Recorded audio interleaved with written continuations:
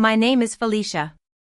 Standing in my silent apartment, the remnants of a once joyous New Year's Eve party around me, I'm holding a cast iron skillet, my heart pounding in my chest. Just moments ago, I heard the terrifying sound of a key sliding into my front door lock. It was my key, stolen by my ex-boyfriend Ethan, and now in the hands of his mother, Daphne. I thought this New Year's Eve would be perfect. I'd spent weeks preparing for the party in my apartment, which I'd bought with my hard-earned savings. The down payment had drained me, but it was my dream home. I'd strung twinkle lights across the ceiling, and a real Christmas tree in the corner filled the air with the scents of cinnamon and pine. The aroma of mulled wine wafted from the stove. Ethan, my boyfriend of a year and a half, had moved in 6 months ago. He was charming, with a loud laugh and an ability to make every moment feel like an adventure. His mother, Daphne, was from an old money family. She was used to getting what she wanted and had a sharp tongue. When she arrived at the party, she sat on my velvet green sofa, a piece I'd saved for 8 months to buy. Her compliments were laced with hidden barbs. "Oh, this little place is so quaint," she said, eyeing the dining area that was a bit small for a family. "And you decorated it all by yourself? How resourceful." I just smiled and offered her a drink, thinking it was just a generational difference. Ethan always said she just needed time to warm up to me. I was in the open-plan kitchen, making my signature winter salad with pomegranate seeds, candied pecans, and a pear vinaigrette. The rhythmic thump of my chef's knife on the cutting board was a comforting sound. Ethan was the life of the party, circulating with a bottle of champagne in one hand, his arm around someone's shoulders. Then, he called for everyone's attention. Standing near the Christmas tree, his face flushed with excitement and a bit too much champagne, he looked handsome. First of all, he began, "I want to thank you all for being here to ring in the new year. It means the world." He glanced at me and blew a kiss. I smiled back, my heart fluttering. He went on to say how amazing the past year had been, thanks to me. In the spirit of the new year, I've decided to make a resolution. I want to take care of the people who matter most and put family first. He then shifted his focus to Daphne on the sofa. "There's no one who deserves a fresh start more than my mom. She's sacrificed so much for me." I assumed he'd bought her a car or was paying for a trip. But then, the words that shattered my world came. "So, for my New Year's gift to you, I'm giving you this apartment." The knife fell from my hand, clattering on the floor. The room went deathly silent. Everyone turned to look at me, their smiles frozen. I stared at Ethan, my mind blank, except for the thought, he's giving her my apartment? Daphne broke the silence with a sob of joy.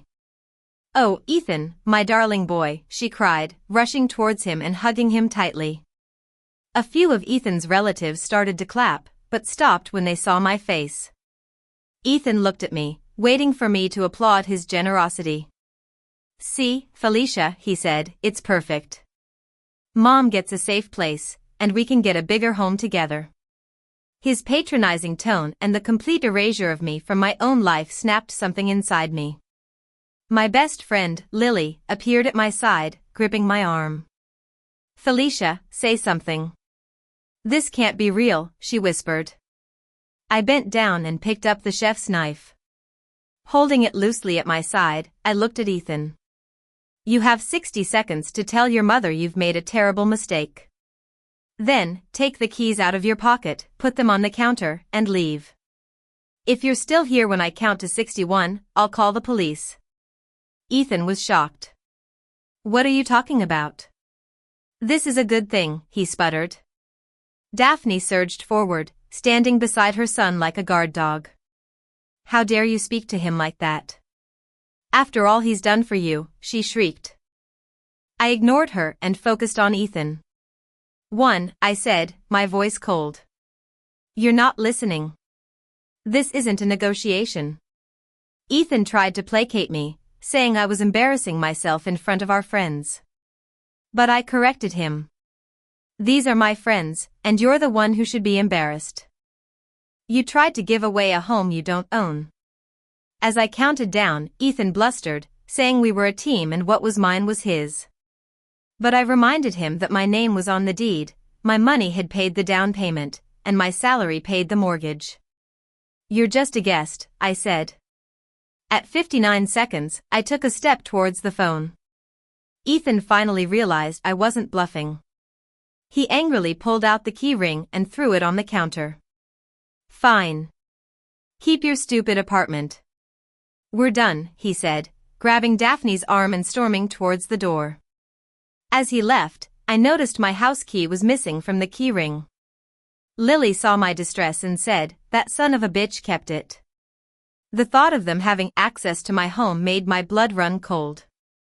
I knew I had to act fast. I told my friends to leave so I could secure my home. Lily gave me the number of a 24-hour locksmith. After they left, I locked the deadbolt and engaged the security chain, which felt flimsy. As I was cleaning the kitchen, a text came in from an unknown number.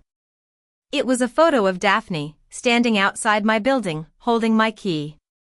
The message read, "Don't get too comfortable, dear.